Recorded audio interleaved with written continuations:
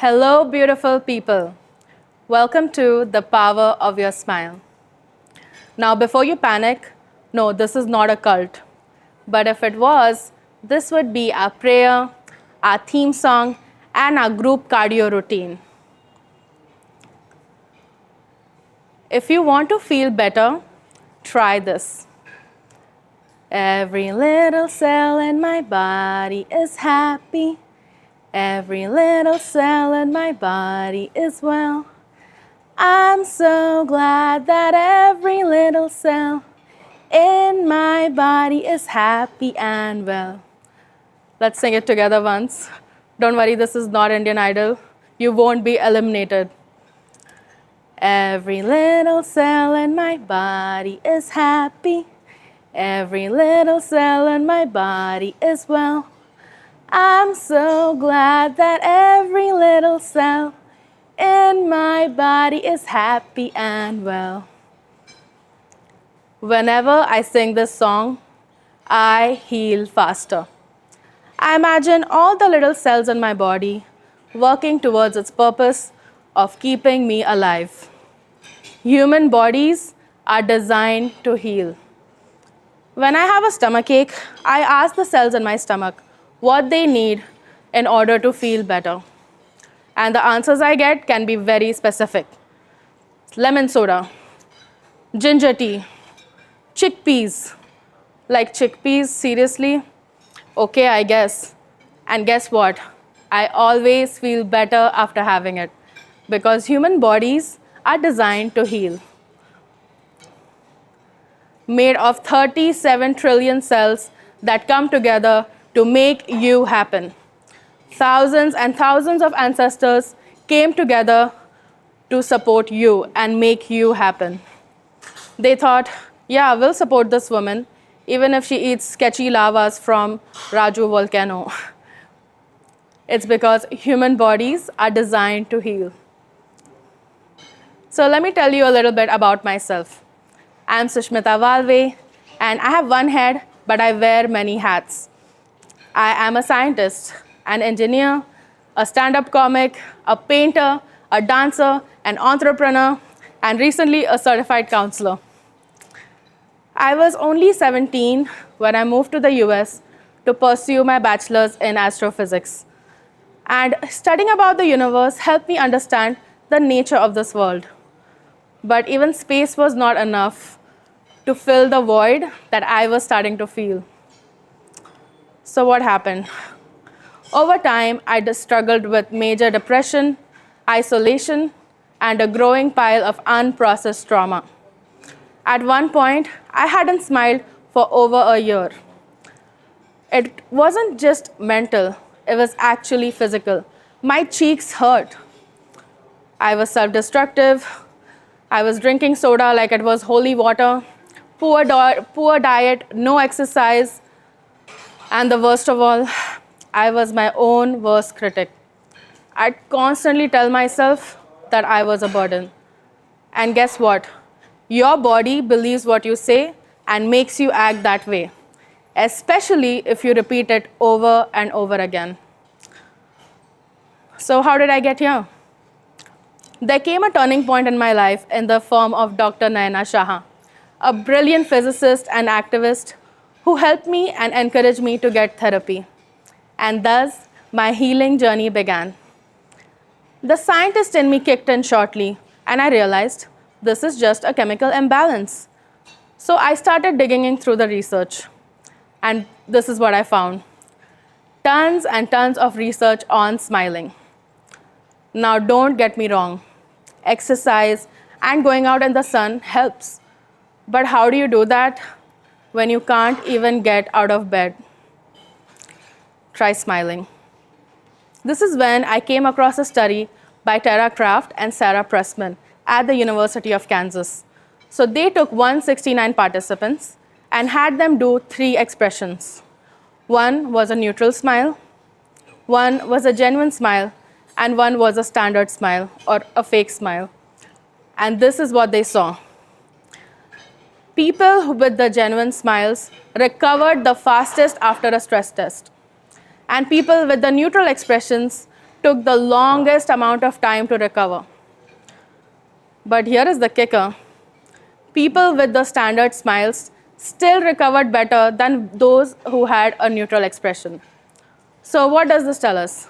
That even fake smiling can trick your brain into recovering from stress faster. And here is where the studies got wild. Smiling at someone doesn't just make you feel good, it gives them a hit of dopamine too. So wait a minute, you're telling me that me smiling at someone will make them feel good? Why would I not smile? There were a lot of other studies on how smiling makes you more approachable. And there was a study in the University of Uppsala where they talked about how smiling is contagious. But we've already known this for a while. So here is what I want you to try, a meditation challenge. I want everyone to close their eyes and flash me the biggest smile you've ever had. Make sure your cheeks hurt. Now think about it. Was it hard to smile? Are your cheek muscles very tight? Now drop that to a gentle smile. A smile that perhaps you'd give to a baby. Take a deep breath in and breathe out. Take another deep breath in, keep smiling, and breathe out. Wow. Now I want you to look around at a person for at least 6 seconds. 1, 2, 3, 4, 5, and 6. So you just produced dopamine, oxytocin, serotonin, and endorphins, the 4 happy hormones. Now, dopamine is your reward chemical. Every time you tick something off your to-do list, it will give you a high five. Oxytocin, that's your love hormone. You produce it whenever you feel connected. Serotonin, that's like your cool, balanced friend. She probably meditates, goes out in nature, eats quinoa. And endorphins, that's like your gym bro. He shows up with a protein shake and asks you to go run up a mountain. And you do, and you feel so much better after that. So get your daily dose today. Because the answer is literally in your face. I read in a face reading book when I was in 8th grade that the expressions you make the most become etched into your face. So if you frown a lot, you probably have forehead lines. If you are sad a lot, your face probably droops. If you smile a lot, you'll have uplifted cheekbones. It's free, natural Botox. Our face, like any other muscle in our body, has memory, muscle memory. So you can train your face muscles too, just like any other muscles. And guess what? This applies to negative thoughts as well. The more you think of a negative thought, the easier your brain will make for you to remember it. That means you'll be more likely to fire those same pathways again and again, and you'll be able to see the same patterns over and over again. This is why we need to keep our thoughts in check. It's like when you're playing badminton. At first, you're really bad at it. And then over time, with practice and repetition, you get better. And then suddenly you're all... It's because your brain made it easier for you to fire those neural pathways. And we can do this with smiling too. So this is where I get very excited. You can actually rewire your brain in real time. So here is how you do it. Find an affirmation that you feel the most resistance with.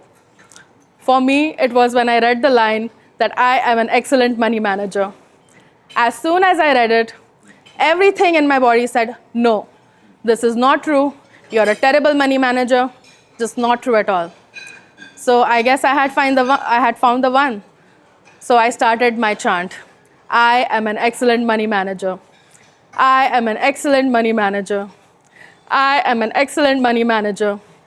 And guess what? By the 60th time, my brain actually started showing me the times when I was a good money manager. It was like, remember the time you moved from the US with no backup plan, no money, and you still made it work? What about the time when you paid off your tuition fees and you had no money, but you did all this fundraising and you managed your money? And that's when it hit me. Oh my God. I am an excellent money manager and I didn't even know it. Now that is crazy. So let smiling be your self-therapy. You can smile when you trip over something and drop things. You can smile when you take a cold shower. Especially smile when you're with people that you love. I want to tell you a story when I was a little child. I was a baby in the cradle and my grandmother was cooking in the other room. And suddenly she heard me laughing and chuckling a lot. And she got very curious. She was like, "What's so amusing to a 2-year-old baby?" She came to me to find that I had pooped all over the cradle. And I was laughing and chuckling about it. And that taught me an important lesson. You can laugh and enjoy yourself while covered in your own crap. So if I can do it at 2 years old, so can you. Smile and you might get an extra momo. Today I smiled at the shopkeeper and he gave me 3 extra onions. I smiled at the person in front of the line in the airport and he let me cut in front of him. That's not why I do it, but it helps, you know. Smiling makes you 40% more attractive. That is nuts. Scientists also found that smiling has overall long-term effects on your well-being. This was published in PubMed.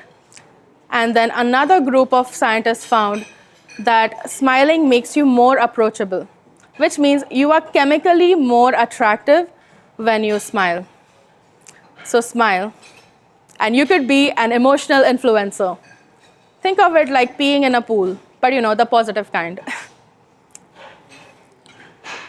So here is what I want you to take away. Use smiling as a regular form of exercise. So now I want you to take 10 minutes or 10 seconds and smile. Think of something that brought you joy. Or you can imagine that you've gotten everything you've ever wanted. If you can feel that happiness, it's already yours. And let that smile exist. Let it be awkward, but let it be powerful. So if you know anyone who needs help, who needs to smile, you can send them my way. I have a lot of free resources that can help them. And before I end my talk, I want to go back to the smile, to the song, because there is power in repetition. So let's go one last time. Every little cell in my body is happy. Every little cell in my body is well. I'm so glad that every little cell in my body is happy and well. Every little cell in my body is happy. Every little cell in my body is well. I'm so glad that every little cell in my body is happy and well.